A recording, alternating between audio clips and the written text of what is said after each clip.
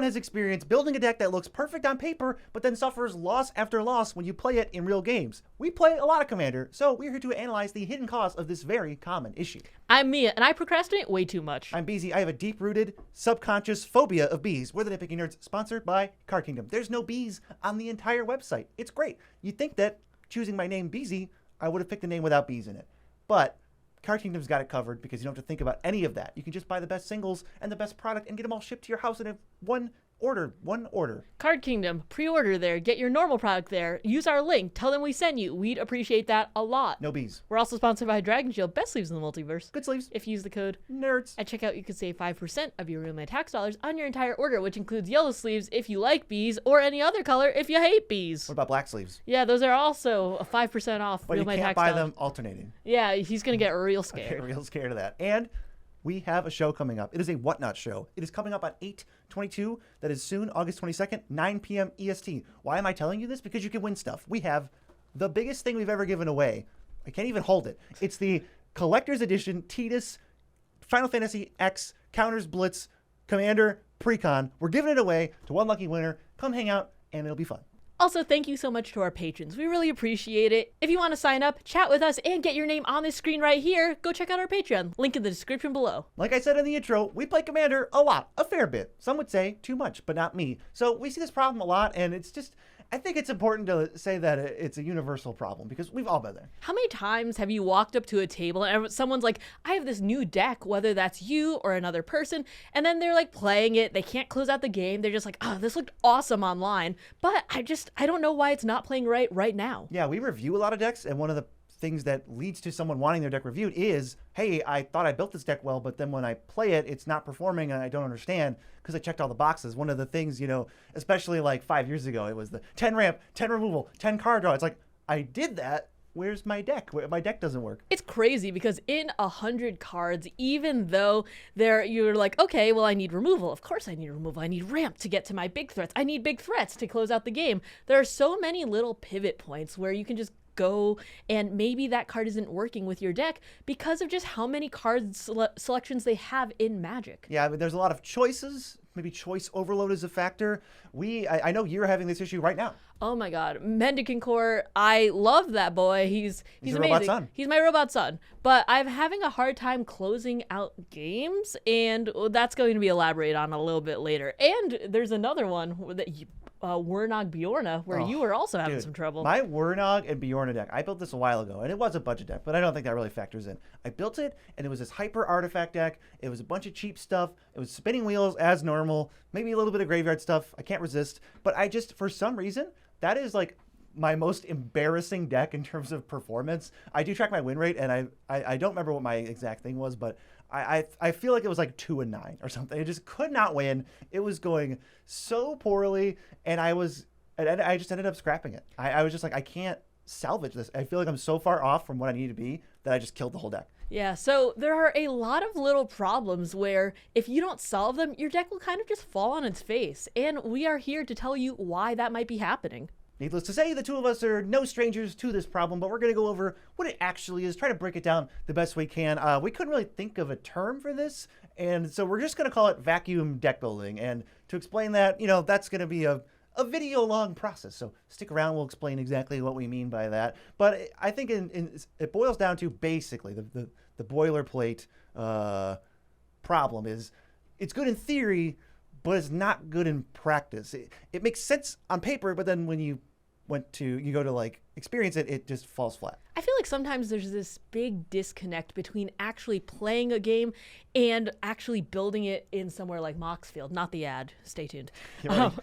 With these deck building kind of restrictions, you're like, yeah, okay, I'm gonna curve out. I have enough mana rocks or to ramp on turn 2, and then I'm gonna play this turn 3. And it sounds perfect in your head because I have 2 drops, 3 drops, 4 drops. I can curve out. But it's hard to actually put that into use sometimes because obviously not everything is perfect when you're playing a game. Yeah, so we're going to try to break it down. We're going to try to tackle what causes the disconnect, and then ask a couple questions, and we'll hopefully get this wrapped up so that it happens less in the future once we go through everything. So first thing that causes the disconnect, it's when your decks fall into, I think, niche corner cases. Commander is a huge format, and it has a lot of corner cases, but they're all like, 0.5%, but there's just a million of them. And it's easy to, when you're trying to simplify the process and just not, spend the most mental energy possible to just go, okay, I probably need this many of X, Y, and Z. I probably want to play this much ramp, or I want to go for these cards that I've played before. And you kind of sometimes fail to take into account, not through any fault of our own, it's just impossible to keep track of sometimes, and it's good to remind yourself that, oh, wait, this deck actually wants one or two of this weird thing that no other deck cares about. I also feel like with Commander, there are so many words on Commanders nowadays. The Commanders do A, B, and C.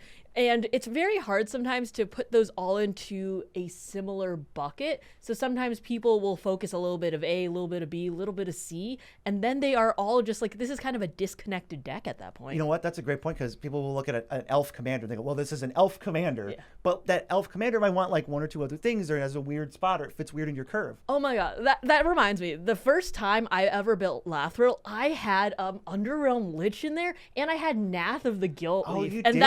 that is no. That's not very good. Yeah, that was funny. It's like, that makes sense, but then the deck did not want that. I think another thing, going to the next point, is over-reliance on deck building templates. I don't watch every Command Zone video, but I do know that they posted a deck building template, and then the next video was, hey, we rely too much on deck building templates, and they're great to fall back on. I think they're appealing because deck building is really hard.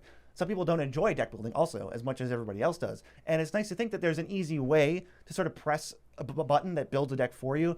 But ultimately, they can only, I think, be a starting point. We are going to get to more deck building template stuff, but it's tricky. And if you find yourself shutting your brain off while building the whole deck, that could be where problems arise. The deck could be good on paper, but it might not be good for you. We can elaborate on that a little bit more later, but everyone plays differently, and you kind of have to tune yourself while building to play your actual play style. There's also so much in floating around about ramp, removal, card draw, land count, mana rocks. What's the number? Yeah, how many numbers? I should be playing 40 lands. I should be playing 25 removal. And then what does your commander deck actually want? Is that really the right number for you, or is that the right number on average? Yeah, I think even for Nitpicking Nerd stuff, we've done some like template-y things in the past, but I could never give someone like one number, like you should be playing 13 ramp. I think mostly what we did was we gave the average number of XYZ in our decks, and then we were like, okay, here's a range that I would feel comfortable in.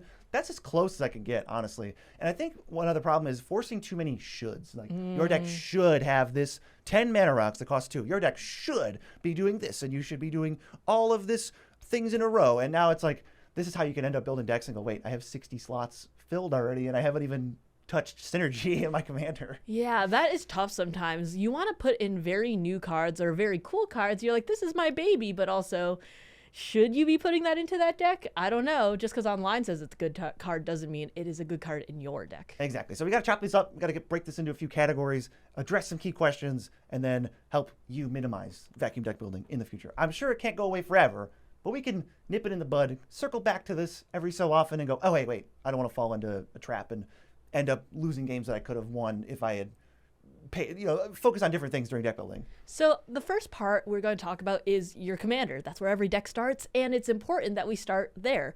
What is your commander's threat level?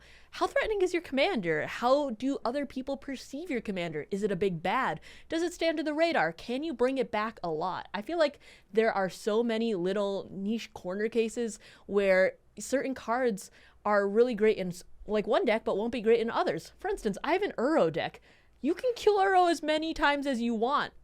I wouldn't like it if you exiled my graveyard or something, but it's very different to how I'm building a Kalia deck, where it's a lot tougher to bring her back if she dies. Yeah, when you assess, I don't do this that often, and I'll say it right now, but I don't think about when I'm building the deck without having played it. I don't have a version yet. I'm building it online for the first time. I don't think about what my opponents are going to think. Is this a must-kill threat? Is this my win con? Is it literally going to end the game? Is it an annoying nuisance that's going to like ping them like Kumbal or something? All of those things are going to change how often your commander or how long your commander will stay in play on average, which changes entirely what your deck is looking to do or what your deck can do. And that's something that I don't think people think about enough is some people just assume that their commander is going to stay out forever because that's the format, but all commanders are not created equally with their threat level and how much battlefield time they're going to get. Yeah, there are so many different types of commanders. Do you want to like cheat yours out faster? Those are like the red-green Atali decks. Those want to turbo out Atali as fast as possible. Do you want to protect it? That's closer to like Kalia, you know? That's why I'm running Lightning Greaves in there so often. Do you want to recur when it dies? That's the Uros of the world. I want Uro in the graveyard, so it's okay if I run him into your creature and they trade and he dies and I just keep bringing him back. Yeah, so perfectly, this happened to work out. We're going to talk about two of our favorite commanders, Kalia and Carador. We have way too many decks of both, and I think they work perfectly because it's easy to build these two decks with the same skeleton, but because of their commander threat level, they end up totally different, and you can't start out with the same expectation for both because you'll be horribly disappointed, at least in one of those two decks when you play them both. Kalia's been the big bad since 2011, unlike Carador, who has not been the big bad since 2011. Wow, okay. Tell me, when your commander slaps down onto the battlefield, tell me, who eats the swords way more, Kalia or Carador? I'm just that's what curious. we're talking about. So, because of this, Kalia, I like to put in way more ramp into Kalia, and I like to put in more protection spells, and because of that, even though you want a lot of big angels, demons, and dragons, I like to put in a lot of ramp into my casual Kalia deck, because if Kalia dies once or twice, it's going to be out for, I'd say, the rest of the game. Like, I'm not going to be bringing it back to the battlefield. At that point, it's going to be 8 mana, 10 mana, whatever. And then I just have the mana to cast the rest of my big boys at that point. There's no point in trying to cheat out something with a 12 mana Kalia. Yeah. She's just a 2/2 flyer at that point, and I could just be like bringing stuff from my hand onto the battlefield instead of cheating it out and waiting the extra turn. Yeah, now at this point in deck building, we are also considering curve. If you just go plains, mountain, swamp, Kalia, you're going to lose you just lose the game from that. You have to sort of factor in, okay, well, I do want to protect it because it is the biggest threat ever. Its threat level is like 10 out of 10, at least, especially with how it's perceived. I don't know if it's necessarily a 10 out of 10, but it's perceived as a 10 out of 10, and that's the important thing. So it's important maybe to play a Lightning Greaves first, or play something like a Defense Grid where you know it's not going to get countered. Some kind of preemptive thing, or holding up a counterspell like you love to do in Mardu for some reason. But yeah, that's definitely a huge factor. Naked Kalia is done for. Yeah, you want to make sure that even if you have to play it a little bit later than expected, you're not always going to play it on turn 4. Sometimes you play it turn 5 because you have a little bit of a backup instead. Mm-hmm. But that is very different from Carador, who never comes out on turn 8 as he might imply with his mana cost. He is not explosive. He is slow, he is consistent, and he is reliable. And killing him doesn't seem like that great of an idea when he's basically only ever going to cost 3.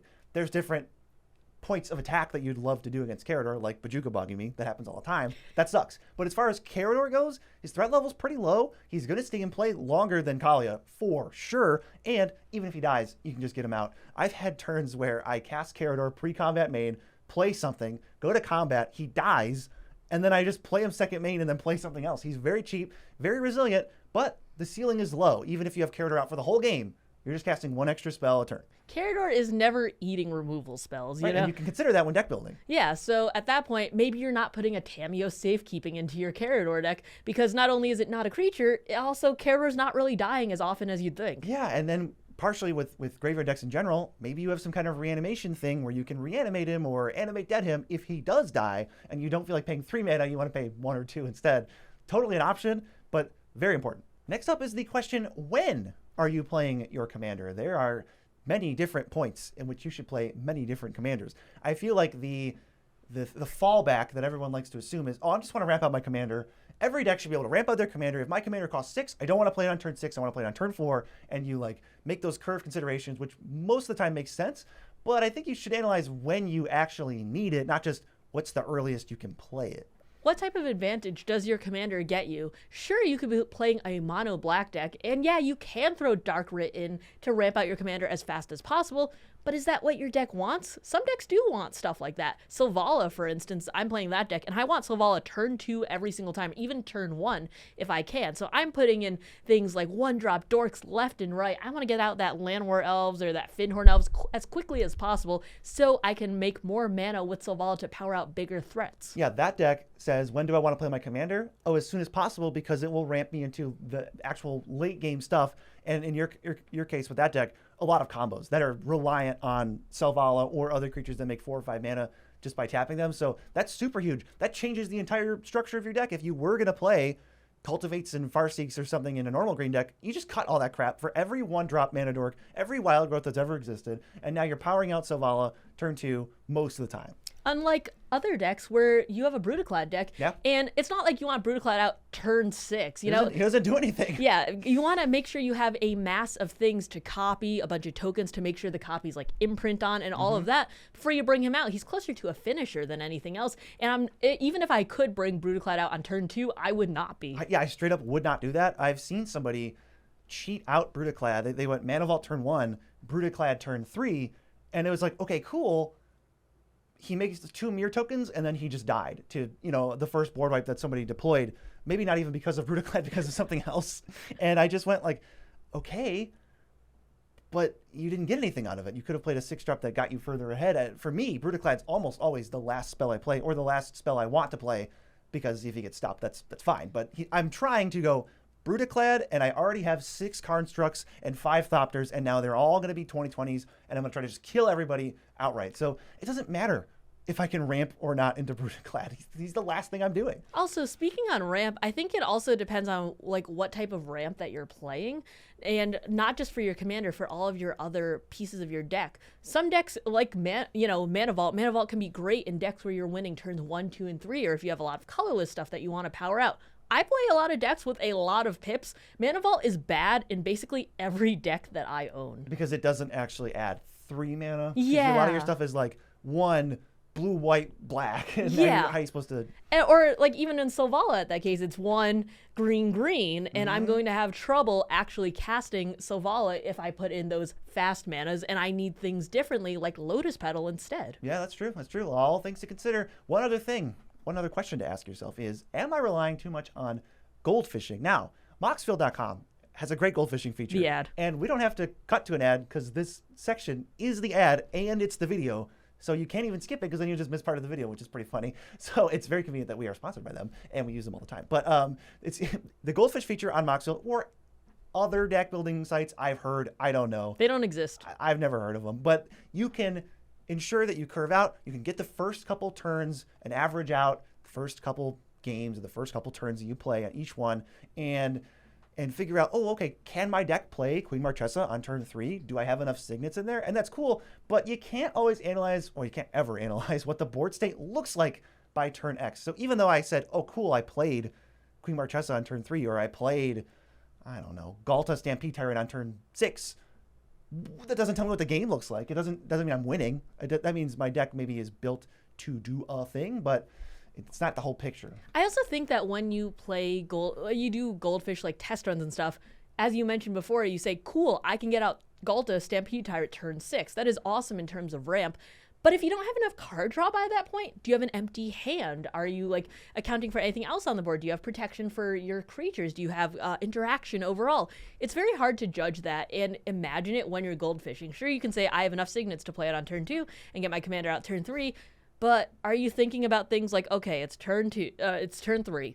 I have 1 open mana and it's white. Do I have like enough stuff for like swords and path? Is there going to be a threat on the board by turn 3? It also depends on your power level too. If you're in a battlecruiser bracket 1 or bracket 2, maybe you don't need the interaction like that. But if you're in 4 or something, you're going to want to have a lot of cheap interaction, and you're going to want to think about that while you're goldfishing. Sometimes, yeah, the first 6 turns went how you want them to, but you might be dead in practice because you didn't have the tools to deal with something else, and you can never know that. I think personally goldfishing just breaks down after turn 5, and I think after you play your 5th turn there's really no point going after that because the game is going to be warped in some unforeseeable way, and the best thing to do at that point, once you know, hey, I can keep hands and I'm not mulliganing every hand, that's good information to have. But after that, I think you got to just go in deep end and just play some games. I know this is kind of crazy. I don't really goldfish up past turn 3. I actually look at the Moxfield hand maker at the bottom. Reroll hands. I just keep doing hands and I'll draw 1 card out of them and I go, okay, can I play this to turn 2? And then I just keep doing that over and over. Yeah. Because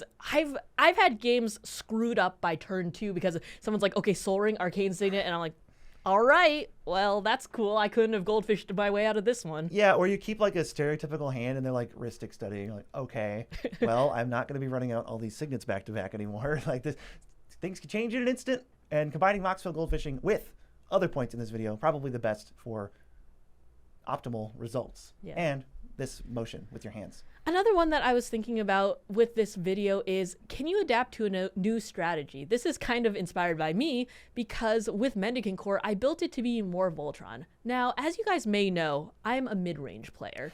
I love mid-range. I love my interaction. I love being toolboxy. I love having an answer for everything, and I hate being dead in the water. However, with Mendicant Core, I've been building it very Voltron-y. I'm making him gigantic because he's already very gigantic. He's very cheap to play. Give him evasion. Yeah, and all of that.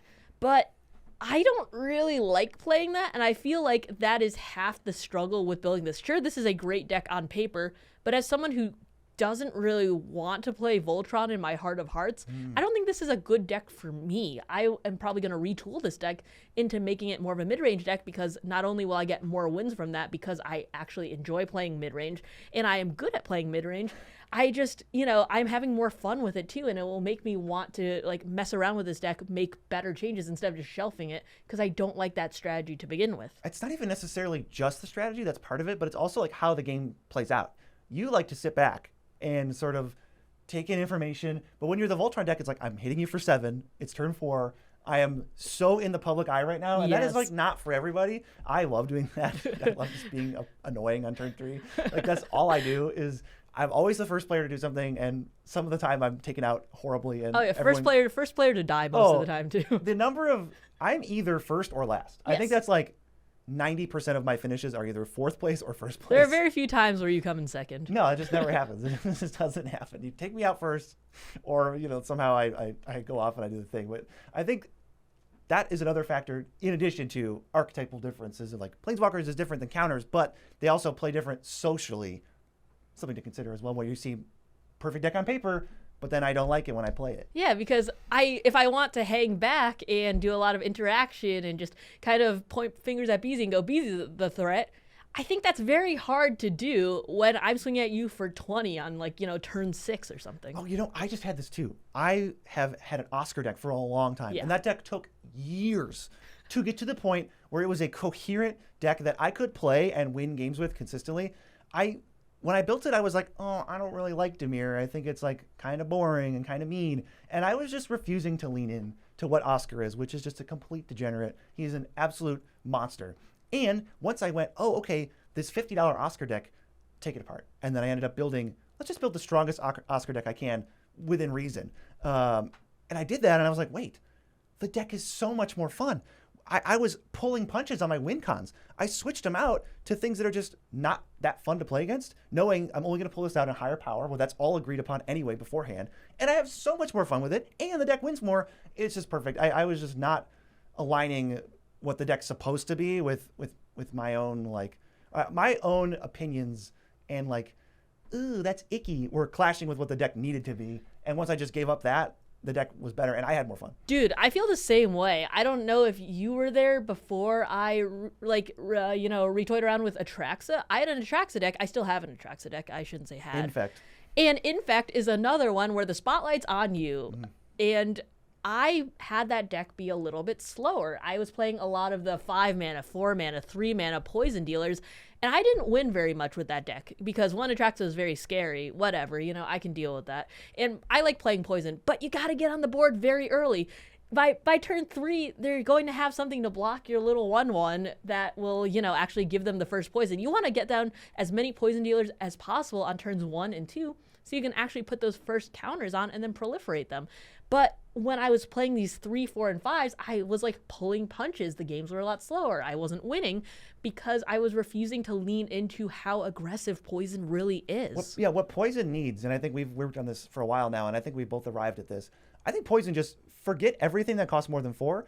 I'm sure it looks great. I'm sure the ceiling is very high. I think it's just bad for you. I think you had to sort of give up some of your personal preferences and go for what the deck needed, which is just every stupid uncommon that's 1 or 2. If it costs 2, it should deal 2 poison. If it costs 1, any amount of poison is fine. And that little heuristic for you was oh, wait, the deck's great now. I can just KO people before they can even have a chance, and we're in high power, so it's not. Yeah, and there's also little pieces where if it's in a precon and it seems like a good card, or if it's expensive too, I feel like sometimes it's warped in terms of perception where card expensive equals good. Like Norn's Choirmaster was that for me. It was in the Poison Precon. It proliferates multiple times. Multiple times. It seems very, very good, but it's 5 mana, and they're like, oh well, Atrax is gonna be dying, so I'm gonna be playing it multiple times. 5 mana is just not where I want to be. Even if it is in the Poison Precon, that is a Precon. This is bracket 4, and I'm trying to kill people as quickly as possible. So it was just too slow for the deck that I wanted to be playing. And that's where it almost comes into, like, if you go to EDH Rec and you built the average Atraxa deck, I think you're giving up a lot of percentage points in terms of, like, you're not going to win as many games because, I think EDH Rec build a deck for me, not the build deck for me, but the average generator, it's not a real deck. It's just, hey, here's a glance at what this deck could look like. But falling back on stuff like that, and that's maybe the most extreme example, is the epitome of the vacuum deck building where you're going to miss out on synergies. You have pieces that don't work together. There's too many things going on in the deck. Maybe your playstyle doesn't match up with what this deck wants to do, and it is a disaster. I think another version of that is, especially with Atraxa, I've talked about this once or twice, there's so many ways to build Atraxa. There's no wrong way to build Atraxa, except for if you go too many routes. I've seen Atraxa decks that try and go counters, poison, and with a charge counters or yeah, something. like with sub-themes. It's like, okay, well, I have a 1/1 theme, but I have a sub-theme of poison. And there's planeswalkers here, too. Yeah, and then you see things in there, or I've seen people build a deck based on all of the average Atraxa things you should be putting in, and they're putting in things like Deep Glow Skate into their poison deck. That's not right. That's his permanence. That's not going to be good for your deck personally. Okay, I want to talk about foils because foils curl and it sucks and it's not very fun. But with foil armor, you can decurl them, make things more fun, and then things will suck less. They've got the perfect humidity modifiers to mimic what the cards should be, and it sucks out all the extra moisture, which is what's curling them. And it's helped us. We put them in deck boxes just sort of casually, and they're great. Regardless of whether we're sponsored, we are, but they're amazing. Foil armor has smoothed out some of my hardest to uncurl foils. Dude, Commander Legends Battle for Baldur's Gate. Those curled so badly. Double Masters, but get out of here. They are perfectly straight in my deck box now, and all I did was slip in a little foil armor packet, and I went, okay, done. Let's check on this in a week. And they were perfect after that. Link in the description. Try them yourself. Next question. Are you just checking boxes? This would mean falling into playing cards people generally call must-plays without considering your deck's unique strengths and weaknesses. I think there are a lot, as we mentioned earlier, of shoulds and should not in Commanders, but it's not just with things like checking boxes of ramp removal card draw. It's like, this card is broken. How are you not playing this card? This card is, this card was really good in Modern, so it must be really good in Commander too. Like, you need a removal spell? Well, Source of Plowshares is a removal spell, and you have to play it. Generally, that kind of is true in terms of the pinnacle of removal, but that's one example. Yeah, not every card is good in every deck, despite it being a overall pretty good card. And not every card in every format, or because it's expensive or something, is good in your deck, Yeah, I think breaking synergy to check boxes is just throwing some of the top instant speed spells on EDH Rec into your creature-heavy deck, just because you need kill spells. And while it is true that your deck has to interact, that's not the best way to interact per se. You probably want a nice mixture. So if you add swords and you add path and you, Beast Within, I'm just naming stuff.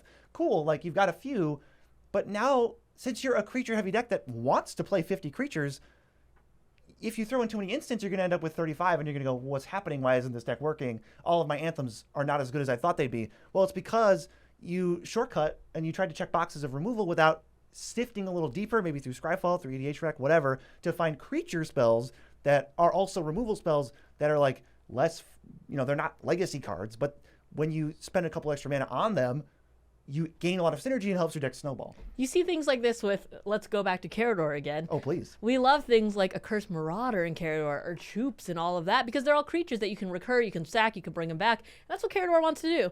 But I would hate to see a Doomblade in your deck, because at that point, you'd rather be probably playing things like Flare of Malice. I know we talk about that a lot. Yeah. But you want something that either sacrifices creatures and also has an instant ability, or you just want creatures in general to power up your deck and do the thing a little bit better. Yeah, part of it too is I think tournament pedigree factors in. Doomblade's been in far more competitive decks than Ravenous Chupacabra, and there's even still when we build decks, it's they're a little is this? But got to wash that away. It just doesn't matter. It doesn't matter that Jace the Mind Sculptor is one of the best planeswalkers ever. It's trash in Commander for the most part, and you should basically just completely ignore it. But that pull is still there. You got 2 more opponents in Commander, so 1v1 cards are not working as hot. There's also things like Force of Will. Force of Will, great card. Do not get me wrong. Don't clip that, that it's a great card. She said it. Yeah. Force of Will does not go in every deck. What decks is it not working in? Well, probably decks where you don't have a lot of blue cards to pitch. Those are 4 and 5 color decks where most of your cards are like maybe green to ramp or, play into some other color. I think that if you are paying 5 mana for Force of Will, that's awful. You should not be doing that. But if you have a lot of blue cards to pitch, it's going to be one of the best, if not the best card in your deck. Yeah, if you're paying 5 mana for Force of Will, have I got some cards to show you. Cancel's going to blow your mind when I show you that one. But yeah, Force of Will isn't always a free roll. When it's a free roll, when you're heavy blue, when you're mostly blue, even when you're like enough blue that it makes up for more than, 40% of your 3-color deck, it's busted. It's the best blue card basically ever for this format for how great it is tempo-wise. But even in a mono blue heavy artifacts deck, it can be a little bit of a liability sometimes. And it's important to know that Force of Will, it's easy to shortcut to auto-include always play, but there are corner cases. Like I said, there's millions of them. Sometimes your deck is going to meet the corner case of, hey, actually, just take Force of Will out and put it in a different a hard counterspell that doesn't require this other cost you can't pay. Another one that I'm thinking about is people who don't play their commanders that often, or they're just there for colors. You're not playing your commanders that often, so do you really want the free spells if you control your commander? I think that's sometimes a little bit tough. The Swats and the Rollicks? Yeah, I was playing a deck, I don't exactly remember which one, but I had Deadly Rollick in there, and I wasn't playing my commander very often. So at that point, that is just a 4-mana exile spell, and it was very rarely free because I wasn't playing my commander until last-minute scenarios, or when I absolutely had nothing better to do with my hand, and it was mostly just there for colors. So you basically just checked a box. Yeah. It was an auto-include, easy shortcut to make, but in practice it doesn't work. And then stuff like that just adds up and adds up and adds up, and then that's how you end up losing a game that the deck looks perfect on paper. Yeah, those are percentage points. And at that point, it's like, well, I always have a commander. I mean, I'd like to play him at some point. So it's going to be free because it says, if you control your commander, I have a commander. That's going to be awesome.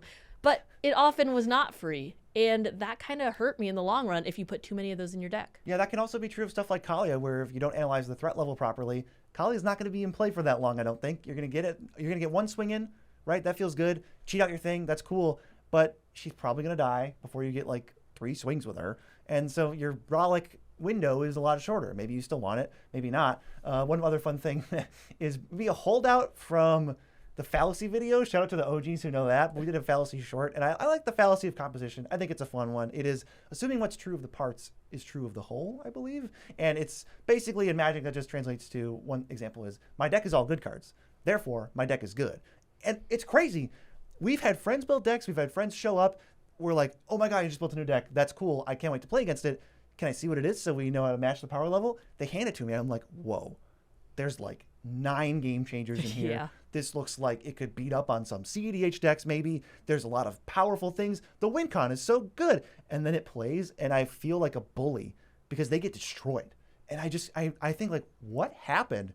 And it was the disconnect between, like, yeah, all these cards are good, but the deck just didn't get there. It didn't do what the commander wanted to do at all. It was terrible at triggering the stuff. Yeah, there are so many little things where it's like, oh, I don't have that many instants in my deck because this commander wants, enchantments or something versus that same commander who wants enchantments, and then you're putting in every single instant because you're like, well, instant speed removal is great. I really want to be able to interact at any point that I please.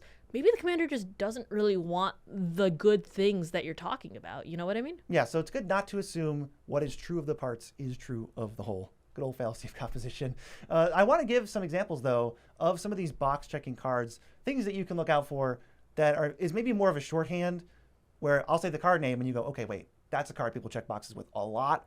Instead of having to memorize every word we just said, let me look for some of these cards, find patterns, and then maybe I can free up some slots in my deck. The first one is Lightning Greaves. Lightning Greaves, great in Kala, terrible in Carador. That's actually extremely... Is this the Kalia Carador spectrum? Like, it really is a threat, not a threat. it's just a guy. He's just hanging out. He's a cool guy, Magic peaked in 2011. They've only been making other versions of Carador this entire time. We joke about Carador because a fun story that I like to tell is in the original bio for Carador, in the 2011 Commander Precons, it said he was like a Nessian centaur. That's cool. Nessia is a place on Theros, but Carador is just a straight up ghost. He's a blue spirit, not a thing on Theros. So I always joke that Carador has no home because all of his dead friends are in the underworld. He's just in a forest. He's like, why am I a ghost? He's got 2 friends, and we photoshopped, Chris put this on the screen, we photoshopped Amber and me into them, and there's Beezy. Oh, I was the worst Photoshop in that. Thanks, Chris, for that one. That looks terrible. But back to Lightning Greaves, which is what we were talking about, which I forgot about. It's assumed that, well, I'm playing Commander, so I want to have my Commander out as long as possible. But I don't think all Commanders need protection. There are things like Carador, who's just hanging out. Bring him back for 3 mana later if he dies. You get the benefit out of him right away after you cast him. You get a full card's worth of benefit. Then the table goes around. Maybe he doesn't make it. Maybe you get Soul Shattered. Play him again for 3 mana. Play another thing. I don't think every commander needs to be left on the battlefield forever. Not every commander also needs to have hexproof and indestructible at every moment of the game. Sometimes it just doesn't matter, and that commander will stay in play for the same number of turns, whether it has hexproof or indestructible or shroud or nothing. Another version of this type of effect is Tamiyo's safekeeping. I see this all the time in green decks. Some decks it really shines in. I sometimes like playing, I like it in Selvala because Selvala is one of the 2-card combo pieces that I have in that deck. You know, you just make a ton of mana and win the game. But Carador. In decks like Carador or decks where you can bring back your commander, I would never play Tamiyo Safekeeping in Uro because I can just keep bringing Uro back at that point. Yeah, oftentimes he's left alone, and when he's not, it's not that much of a problem to just replay him. You get the same number of Uro triggers, whether you cast him for 4 or whether you just attack with him if he stays in play. That's a great example too. I love, everyone loves a good gotcha, but I think stuff like this, when you just always play Tamiyo Safekeeping in every green deck, I think that's a mistake. There's no shortcut for me of always doing anything with Tamiyo Safekeeping. I think I'm looking for what corner cases my deck fits in. Like with Selvala, it's like, hey, oftentimes the entire game is going to come down to whether or not my opponents have an answer as soon as I play this card. Paying 1 mana to stop that, usually the first piece of interaction is the only one you'll see in the early turns. That's a common thing, I think, with Bracket 4, even if everyone's decks are juiced. Oh, great, the game's over, I win. But stopping someone from killing Carador, it's like, I don't even care. I don't even care, dude. I want you to spend the card on Carador. You want them to spend the card on Uro. Yeah, make him bring him back. I want more triggers. Right. Not everything needs to have indestructible and hexproof every time. And I think a good example, too, is Boros Charm and Heroic Intervention. It's fun to think of what your opponents will do, which is something we advocate for even in this video. But I don't stand by these because they are not foolproof. They are not 100% protections. That's another problem I have. Yeah, I think there are corner cases for these cards. I probably am not as low on these cards as you are, but I don't mind Heroic Intervention or Boros Charm if you have ways to use them proactively. Boros Charm is one of those cards where in a lower powered Kalia, I don't mind as much because not only is your stuff getting blown up 24/7, but you like the double strike sometimes. It could be useful on an 8/8. Yeah, you have a bunch of damage flying in the air, but you're never really going to be using the, hit 4 damage to somebody. That's like the worst mode. That mode sucks. So you want to have these cards and you want to be able to use them defensively, but also if you have proactive uses, they might be a little bit better. Heroic Intervention is another one like that. Maybe you want to keep wiping the board and keeping all of your stuff intact. Maybe it's great in Atali where you play it, then you can wipe the board and flip him. Yeah, maybe you build up a bunch of tokens and you want to make them all indestructible and then wipe the board so you could swing in for your big damage. That's a great way to do it. I mean, both of them work with Armageddons also if you're trying to do that sort of thing. That's great. But if you are just playing these on defense and you're just like, just in case, I don't like being dead in the water, as I mentioned earlier, but there's a point where it goes a little bit too far. Or you're just giving up their early turns to maybe protect later. It's not always warranted, is what we're saying. Another one I think is an easy shortcut to make is Chaos Warp. Chaos Warp is an auto-include in most red decks because red has a really hard time with enchantments, and everyone knows this. But I think I've seen it a ton, like a ton in green and white decks. If your deck is green or white, Chaos Warp stinks. It's not the best version of that at all. You shouldn't be playing it in terms of power or effectiveness or range of removal. Green and white have enchantments locked. Don't worry. You don't need to give them a free spell half the time with Chaos Warp. I feel like the thing with Chaos Warp and certain spells, there is just this kind of not stigma, but it's in a lot of precons. And because of that, I think a lot of people see it as a staple. There's so many cards that are just thrown into precons, whether they're good there or not. Windfall. Chaos Warp, Zoltalpa, etc., etc. There's so many that are in these precons that people think that they're kind of staples because not only are they seeing them often, but because they're like, well, they're in this product made by WotC, it must be good in this deck. And precons are a jumping point. They're not, not every card in there is great. They can't be perfect. Yeah, and not every card in a precon is meant just for that strategy. Maybe they're meant for the alternate commander. Maybe it's a good reprint value. Yeah. I think there's a lot of reasons why cards go into decks when they're not being made just by the person brewing it. The next one is funny that it comes up. It doesn't come up often, but the fact that it's come up at all is pretty amusing. Cultivate, or any Solemn Simulacrum, Myriad Landscape, cards that are going to be fetching multiple basics. Springbloom Druid's another one. You got to make sure you have enough basics in your deck. This happened to you. Yeah, I think that when people upgrade their decks, there are a few things that are left behind sometimes. If you're upgrading your mana base, for instance, you're going to be taking out a lot of basics. Oh, yeah. You're going to be putting in things that are faster, more colors, have more lands. utility, etc. That's awesome. But if you're upgrading your mana base, which is often an easy point to start with in your deck to upgrade, sometimes you forget to add, switch out pieces. I had Springbloom Druid in a deck, and I don't run enough basics, and all of my basics were already on the field. I failed to find because of that. But there also wasn't that, you had maybe 5 basics in the deck. Yeah. You fully decked it out with shocks and fetches, and there just wasn't any room left. There's also things like Cultivate in the 4 and 5 color decks. So many 5 color decks, if you have no budget, or even if you do have a budget, there are things like, dual typed lands that come in tapped. There are the Triomes, etc.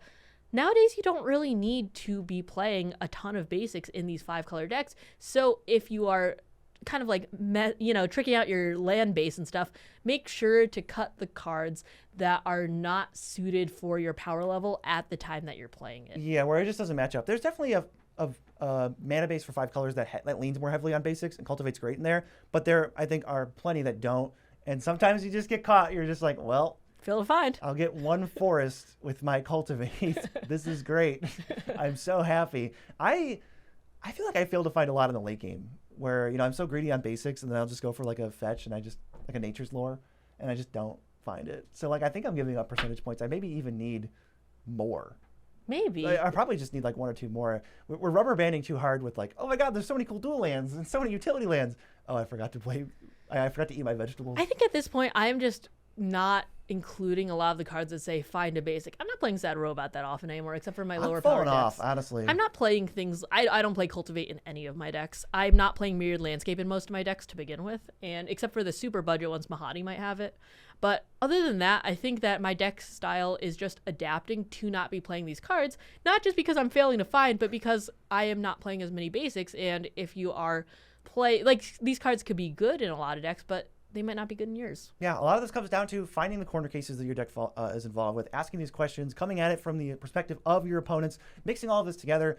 These aren't all the ways that your deck could have exceptions, but I think being able to identify and correct for unique qualities that your deck has that is very special, that makes it cool, that's the reason you built it in the first place, definitely is going to prevent you from the vacuum deck building, from losing more of these types of games. I think if you take all of these considerations into your deck building, you're not only going to have a lot more fun, you're going to be winning a lot more games, and you're not going to feel as stuck. But if you want to see some really awesome decks that each of us built for each other, go check out this gameplay right here. It's a fun watch.